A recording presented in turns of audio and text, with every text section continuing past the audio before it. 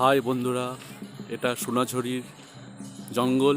এই জঙ্গলে বাংলা মুভি অনেক শুটিং হয়েছে, যেমন পুরাতন বই দাদার কীর্তি, শুভদৃষ্টি এবং হিন্দি বই লুটেরা, এবং আরও অনেক বই আছে, সিনেমা আছে।